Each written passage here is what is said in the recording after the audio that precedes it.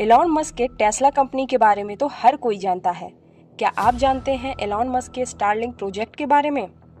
नमस्कार दोस्तों, आज हम बात करेंगे एक ऐसी टेक्नोलॉजी के बारे में जो इंटरनेट की दुनिया में क्रांति ला सकती है। इसका नाम है स्टारलिंक।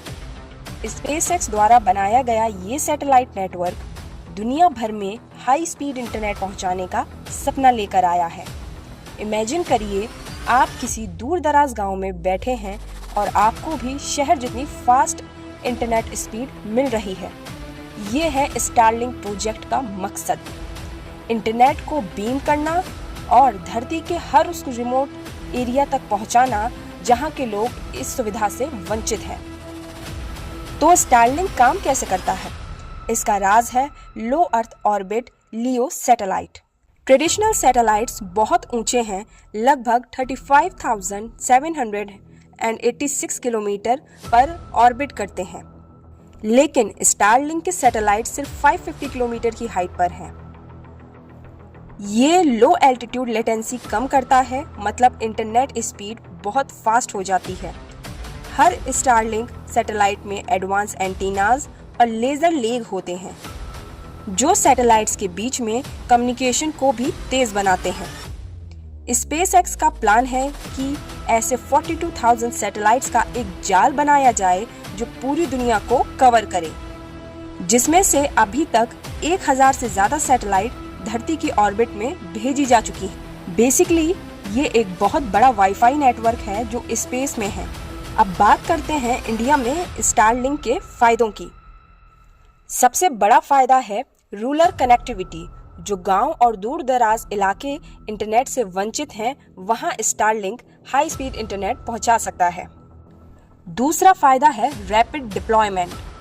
ट्रेडिशनल ब्रॉडबैंड इंफ्रास्ट्रक्चर बनाने में बहुत वक्त और पैसा लगता है, लेकिन स्टारलिंक सैटेलाइट से इंटरनेट जल्दी शुरू किया जा सकता है।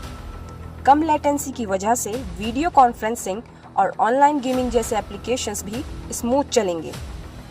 सोचिएगा, अगर गांव के स्टूडेंट्स भी ऑनलाइन क्लासेस कर पाएंगे और फार्मर्स भी इंटरनेट से अपडेटेड रहेंगे तो कितना फायदा होगा।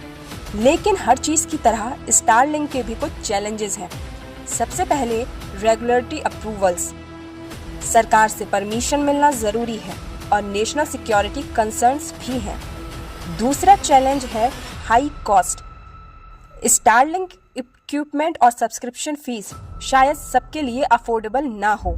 इंडिया एक प्राइस सेंसिटिव मार्केट है। स्पेक्ट्रम लाइसेंसिंग भी एक बड़ा मुद्दा है। Telecom regulatory authority of India में 5 साल के लिए स्पेक्ट्रम लाइसेंस का प्रपोजल दिया है, जबकि स्टारलिंक 20 साल का प्रपोजल चाहता है। और लोकल टेलीकॉम कंपनीज जैसे रिलायंस जियो और भारती एयरटेल से कंपटीशन भी है। बेसिकली गवर्नमेंट से परमिशन, पैसा, कंपटीशन, ये 3 बड़े चैलेंजेस हैं। स्टारलिंक अकेला नहीं है, इसके कॉम्पिटिटर्स में वनवेब सैटेलाइट कॉन्स्टलेशन, चाइना का नेशनल सैटेलाइट इंटरनेट प्रोजेक्ट और अमेज़न का कुइपर सिस्टम शामिल है। ये सभी ग्लोबल इंटरनेट कनेक्टिविटी प्रोवाइड करने की रेस में हैं। ये कंपटीशन टेक्नोलॉजी को और भी इम्प्रूव करेगा और शायद हमें और भी अफोर्डेबल इंटरनेट ऑप्शन मिलेंगे। स्टारलिंक अभी ट्रायल फेज में है और कुछ कंट्रीज में कवरेज प्रोवाइड करा रहा है। ग्लोबल मोबाइल नेटवर्क बनाने का भी प्लान है। अगर स्टारलिंक अपने चैलेंजेस पार कर लेता है तो ये इंटरनेट की दुनिया में एक बड़ा बदलाव ला सकता है। फ्यूचर में हम सभी को, चाहे हम शहर में रहें या गांव में, एक जैसी हाई स्पीड इंटरनेट कनेक्टिविटी मिल सकती है। तो दोस्तों, ये थी स्टारलिंक की कहानी।